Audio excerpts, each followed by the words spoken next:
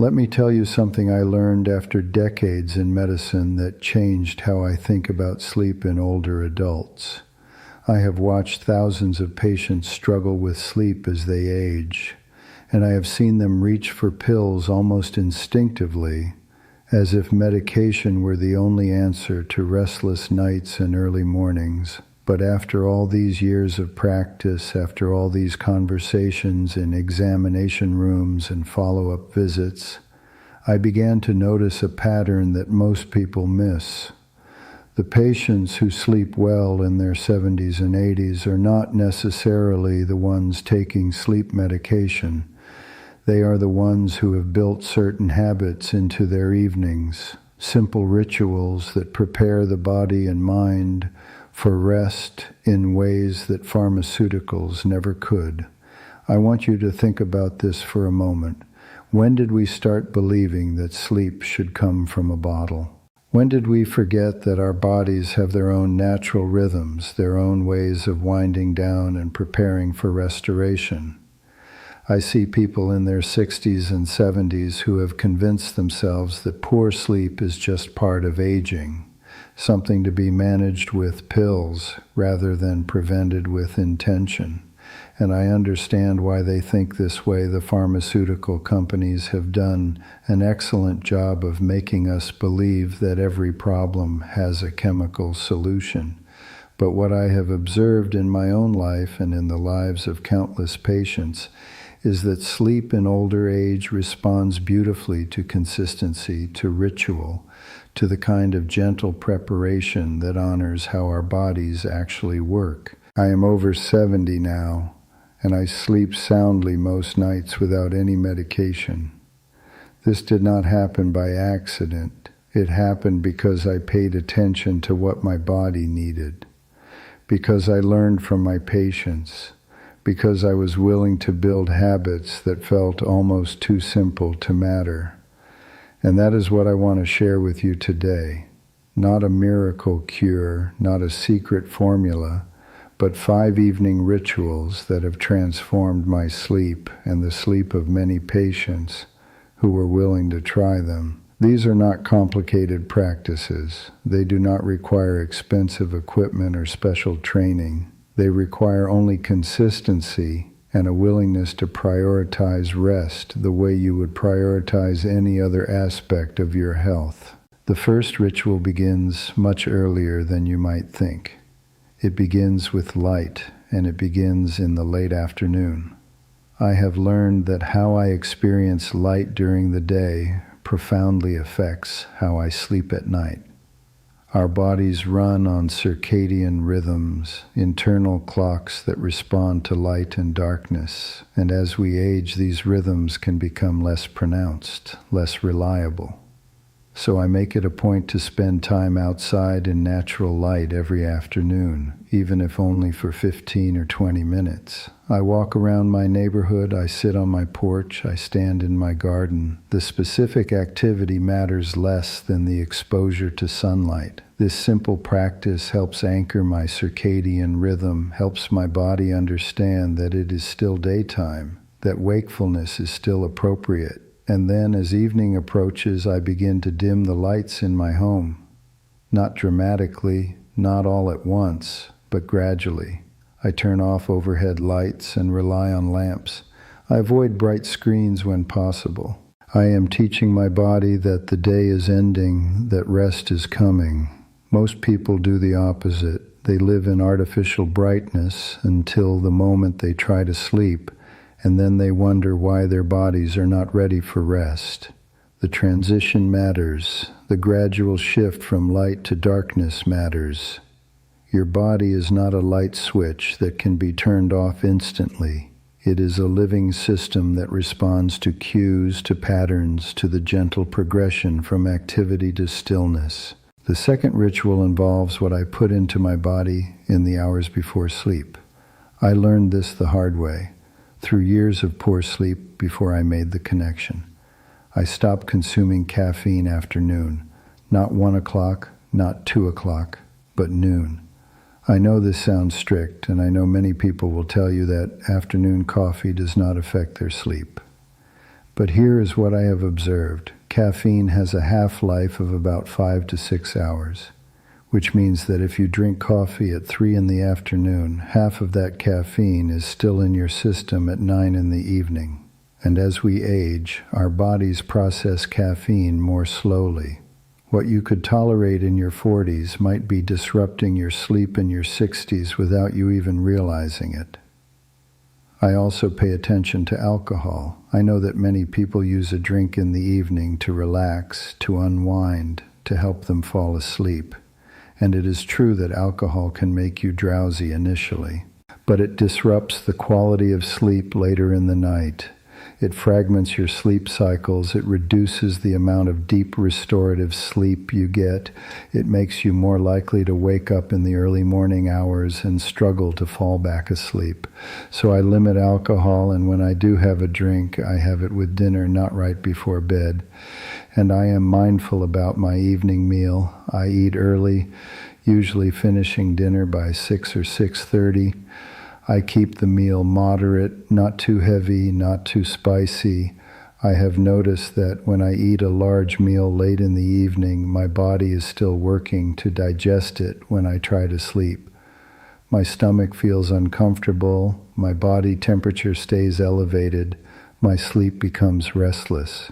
So I give my body time to digest before I ask it to rest. This is not deprivation. This is not punishment. This is simply paying attention to how food and drink affect sleep and making choices that support rest rather than undermine it. The third ritual is about temperature, and it is one that many people overlook. Our body temperature naturally drops as we prepare for sleep. This cooling is part of the biological process that signals rest. But many people sleep in rooms that are too warm, and this interferes with sleep quality. I keep my bedroom cool, usually around 65 degrees. I know this feels cold to some people when they first hear it, but your body sleeps better when it is slightly cool. You can always add blankets, you can wear comfortable sleepwear, but you cannot easily cool yourself down if the room is too warm. And I take a warm shower or bath about an hour before bed. This seems counterintuitive at first. If you want to be cool, why would you warm yourself up? But here's what happens.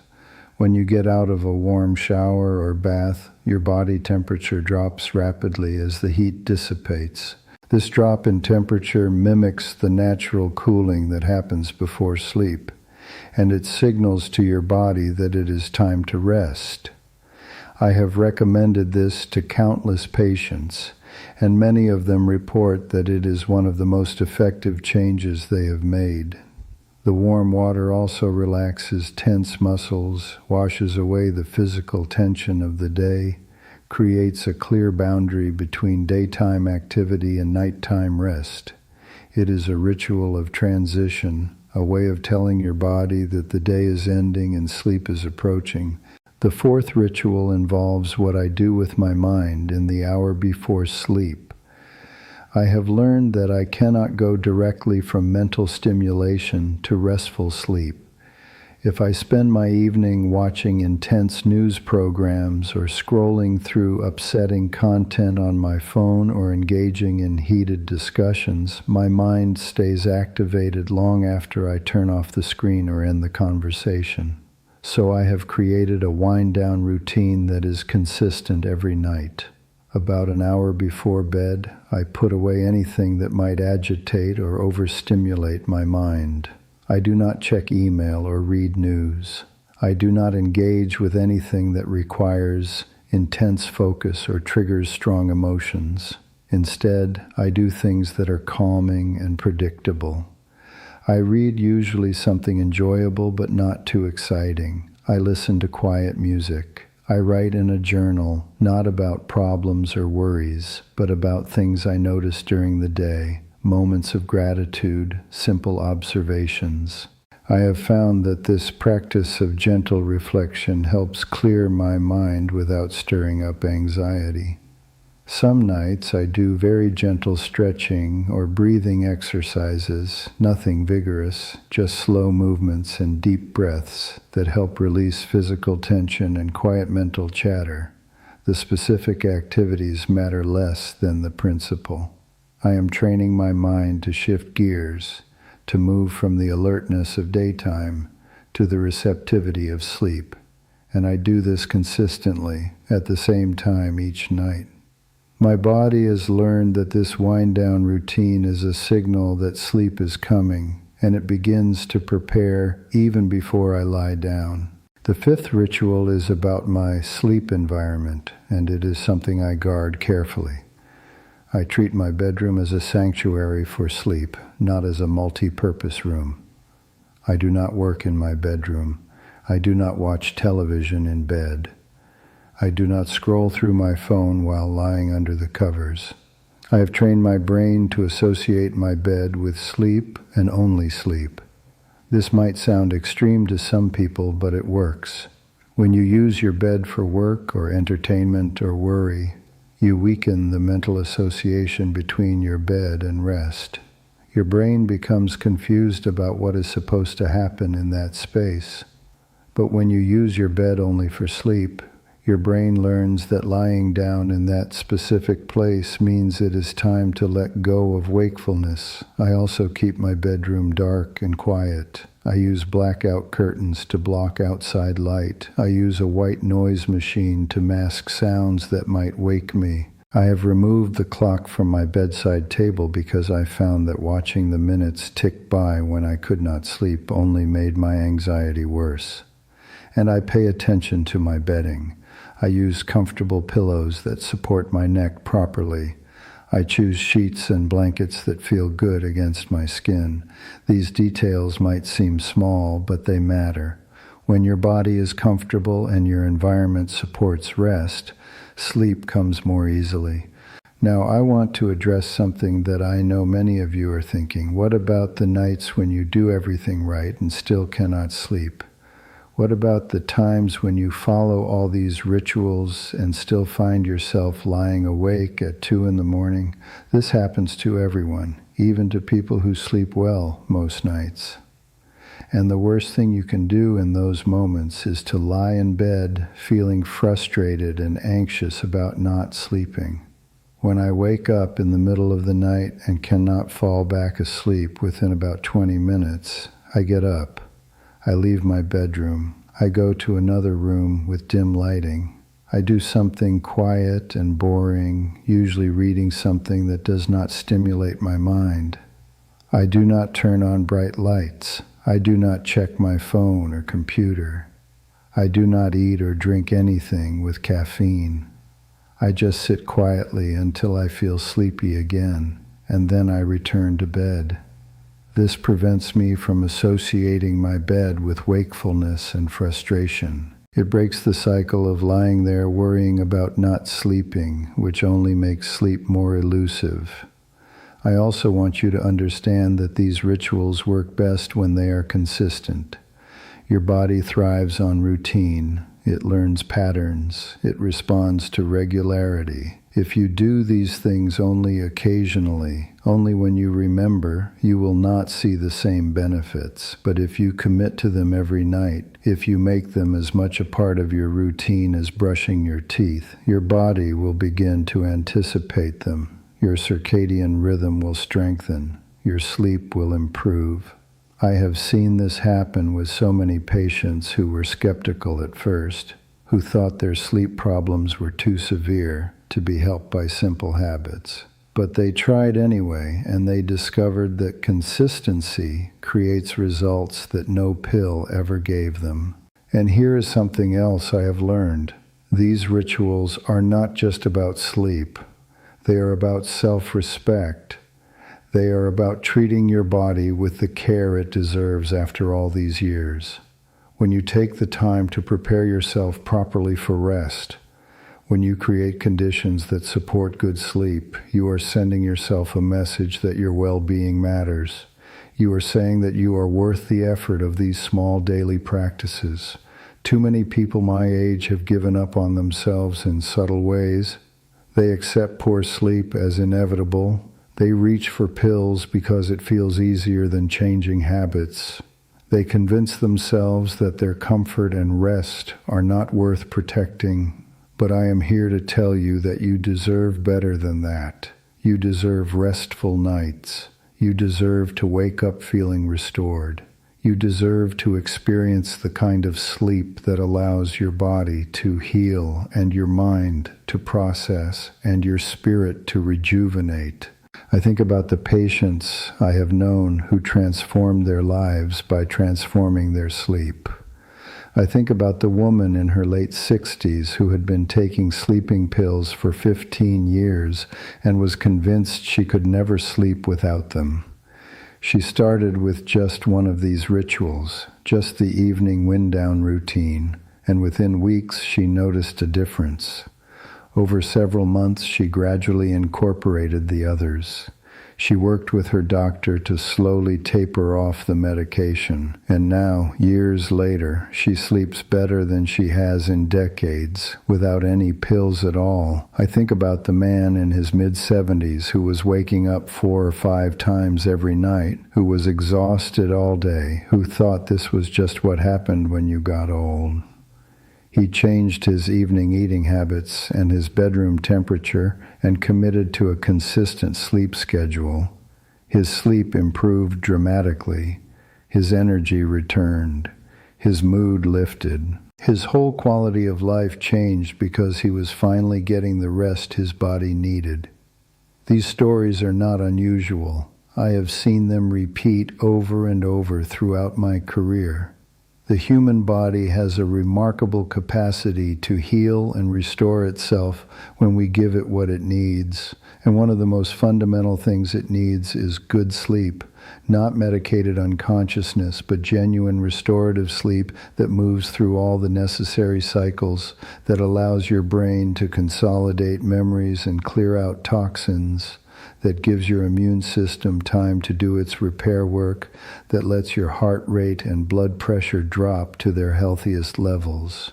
You cannot buy this kind of sleep in a pharmacy. You can only create the conditions that allow it to happen naturally. I know that building new habits takes effort. I know that it is easier to take a pill than to change your routine. I know that in our culture, we are conditioned to look for quick fixes and instant solutions. But I have learned through decades of medical practice that the things that truly improve our health are almost never quick or easy. They are the small daily choices that compound over time. They are the rituals we build and maintain even when we do not feel like it. They are the investments we make in our well-being that pay dividends for years to come. And sleep is one of the best investments you can make. It affects everything: your physical health, your mental clarity, your emotional resilience, your ability to enjoy life. When you sleep well, you think better, you feel better, you cope better with stress, you have more patience with others and with yourself. Your body has the resources it needs to maintain itself, to fight off illness, to heal from injury. Good sleep is not a luxury, it is a foundation. So I encourage you to try these rituals, not all at once if that feels overwhelming, but one at a time. Start with the one that feels most doable, most relevant to your situation. Maybe it is getting outside in the afternoon sunlight. Maybe it is cutting off caffeine earlier in the day. Maybe it is creating a proper wind-down routine before bed. Choose one and commit to it for at least 2 weeks. Give your body time to adjust, to learn the new pattern. Pay attention to what changes. And then, when that ritual feels natural, when it has become part of your routine, add another. Build these practices layer by layer until they form a structure that supports your sleep every single night. And be patient with yourself. Change does not happen overnight, especially when you are working against years or even decades of habits that do not serve you well. There will be nights when you forget part of your routine, or when life gets in the way, or when you still struggle to sleep despite doing everything right. This is normal. This is part of being human. Do not let occasional setbacks convince you that these practices do not work. They do work. They work because they align with how your body actually functions. They work because they respect your biology rather than trying to override it with chemicals. They work because they are sustainable, because you can maintain them for the rest of your life without side effects or dependency or diminishing returns. I sleep soundly most nights now, and I wake up feeling genuinely rested. This is not because I am unusually lucky or because I have some special advantage. It is because I have built habits that support sleep, because I have made rest a priority, because I have been consistent. And if I can do this in my 70s, after years of poor sleep earlier in my life, then you can too. Your age is not the obstacle you might think it is. Yes, sleep changes as we get older. Our sleep becomes lighter, we wake more easily, we spend less time in the deepest stages. But this does not mean you are doomed to poor sleep. It means you need to be more intentional about creating conditions that support rest. It means these rituals matter even more now than they did when you were younger. I want you to imagine what your life could look like with consistently good sleep. Imagine waking up feeling refreshed instead of exhausted. Imagine having the energy to do the things you enjoy. Imagine thinking clearly, moving comfortably, feeling present in your own life. This is not a fantasy. This is available to you, not through medication, not through some expensive treatment, but through simple daily practices that respect how your body works. You have the power to change your sleep. You have the wisdom to make choices that serve your health. You have lived long enough to know that what matters in life is not always what is easiest in the moment, but what sustains us over time. And these rituals, these small acts of self-care repeated night after night, are what will sustain you. They are how you honor the body that has carried you this far. They are how you invest in the years you have ahead. Sleep well, live well, and remember that rest is not something that happens to you. It is something you create, one evening ritual at a time.